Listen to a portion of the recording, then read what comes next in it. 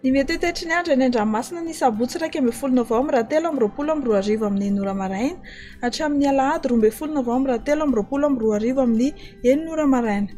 Na tsy misy aza ny filazana fampitandremana mahakasika ny alidroany sy ny hamafin-drivotra dia entanina hatrany mpampiasa ranomasina eny amin'ny morontsiraka Atsinanana sy Andrefana mba ho mailo. Ho amin'ny morontsiraka Atsinanana tanjona Bobaomba any amin'ny tanjona Angotsy, anorana tandrifin-drahona vitsy.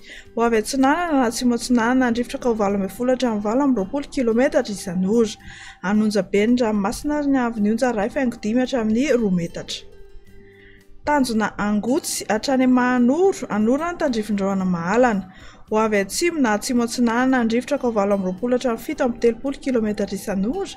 Anonjabe ny ranomasina ary ny avin'ionja 2 metatra. Mahanoro hatrany Tolaniandro, andrahona Mahalana. Ho avy atsimo na Atsimo Atsinanana andrivotra ka ho 20 hatramin'ny 20 km isan'ora. Ho avy avaratra Atsinanana izany any atsimo farafangana manomboka Rahampitso-Maraina ka ho 20 hatramin'ny 20 km isan'ora. Anonjabe ny ranomasina ary ny avin'ionja 1.5 hatramin'ny 2 metatra. Tolaniaro hatrany amin'ny tanjona Vohimena, andrahona vitsy. Ho avy Atsinanana na Atsimo Atsinanana andrivotra ka ho 20 hatramin'ny 20 km isan'ora. Hatratra 7 hatramin'ny 5 km isan'ora manomboka ny Takariva.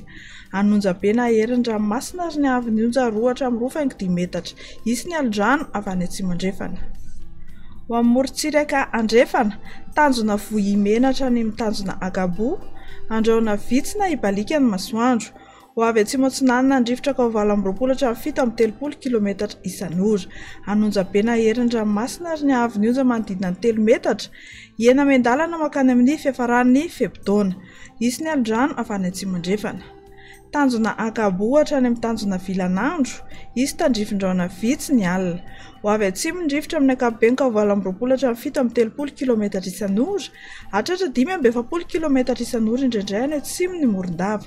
Anonjabe na herin'ny ranomasina ary ny avin'ionja 2 hatramin'ny 2.5 metatra.